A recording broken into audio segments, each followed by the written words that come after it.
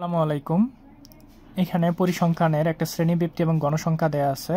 শ্রেণীব্যক্তি হচ্ছে 41 থেকে 50-তে, গণসংখ্যা হচ্ছে 5, 51 to 60 গণসংখ্যা 7, 61 to 70 গণসংখ্যা 13, 71 to 80 গণসংখ্যা 6, 81 to 90 গণসংখ্যা 9।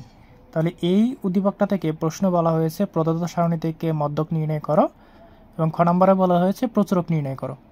তাহলে মধ্যক নির্ণয়ের জন্য আমাদের প্রথমেই যে কাজটা করতে হয় সেটা হচ্ছে ক্রমযুক্ত গণসংখ্যার সারণী বের করতে হয়।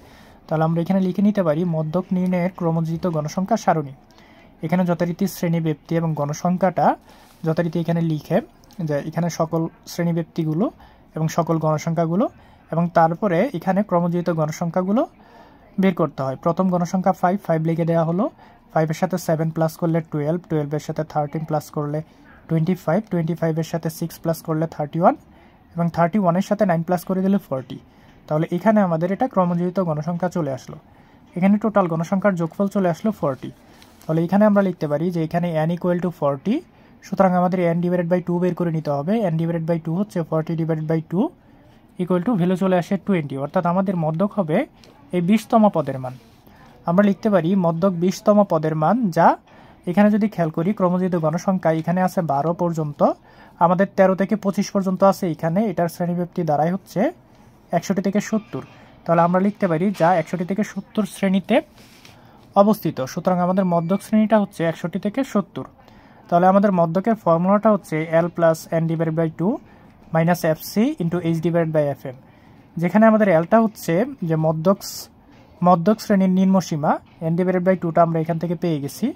এফসিটা হচ্ছে কিউমুলেটিভ যে ফ্রিকোয়েন্সি আছে, অর্থাৎ আমরা এখানে যে ক্রমযুক্ত গণসংখ্যা বের করছি সেটা, এবং h/fm এখানে আমরা এলটা এই মধ্যক শ্রেণীর নিম্নসীমা 61 লিখে দিতে পারি।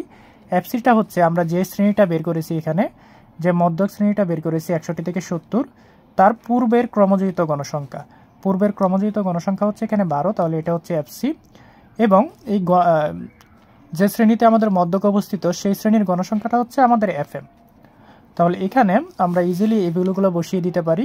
এখানে L = 61, FC = 12, FM = 13, এবং শ্রেণীব্যক্তি যেটা দেওয়া আছে যেখানে 61 থেকে 70 ব্যবধান হচ্ছে 10, তাহলে শ্রেণীব্যক্তিটা লিখে দিতে পারি 10। তাহলে এখানে যে যথারীতি ভ্যালুগুলো, L এর ভ্যালু 61, n/2 20, FC হচ্ছে 12, ইন্টু H এর ভ্যালু হচ্ছে 10, এবং FM এর ভ্যালু 13। তাহলে এখানে 61 + 20 - 12 8, এখানে 10/13। এখন 8 × 10/13 করে দিলে এখানে ভ্যালু চলে আসে 6.153। তাহলে 61 + 6.153 প্লাস করে দিলে আমাদের অ্যান্সার চলে আসে 67.153। তাহলে 67.153 হচ্ছে আমাদের ক নম্বর প্রশ্নের উত্তর, অর্থাৎ মধ্যক। খ নম্বর প্রশ্ন বলা হয়েছে প্রচুরক নির্ণয় করো। তাহলে প্রচুরক নির্ণয়ের জন্য আলাদা কোনো ছক করার দরকার পড়ে না। আমাদের যে ছকটা দেওয়া আছে আমরা সেটা থেকেই, যদি এভাবে ছকটা দেওয়া থাকে আমরা সেটা থেকেই মূলত প্রচুরকটা বের করতে পারি। সেক্ষেত্রে আমাদের খেয়াল রাখতে হবে যে গণসংখ্যার সর্বাধিক বার কোনটার ভিতরে আছে, অর্থাৎ এখানে গণসংখ্যা সর্বাধিক আছে 13, যেটা হচ্ছে 61 থেকে 70 শ্রেণীতে।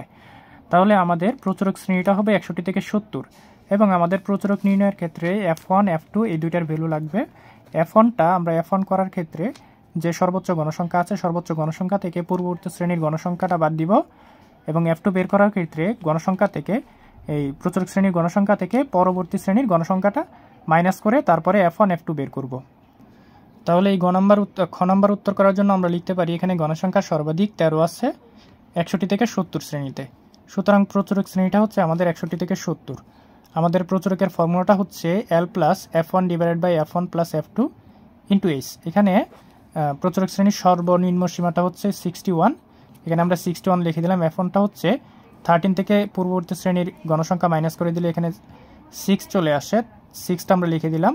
তাহলে এখানে F1 + F2, F1 হচ্ছে 5, এবং F2 হচ্ছে আমরা 13 থেকে পরবর্তী শ্রেণীর গণসংখ্যাটা মাইনাস করে দিলে এখানে চলে আসে 7 + 7 × 10। তাহলে এখানে 61 + 6/6 + 7 চলে আসে 13 × H। তাহলে এখানে 61 এটাকে যদি ক্যালকুলেশন করে দেওয়া হয় 6/13 × 10, তাহলে এটা চলে আসে 4.615। তাহলে এই দুইটা প্লাস করে দিলে আমাদের অ্যান্সার চলে আসে 65.615। তাহলে এটা হচ্ছে আমাদের নির্ণেয় প্রচুরক। ধন্যবাদ।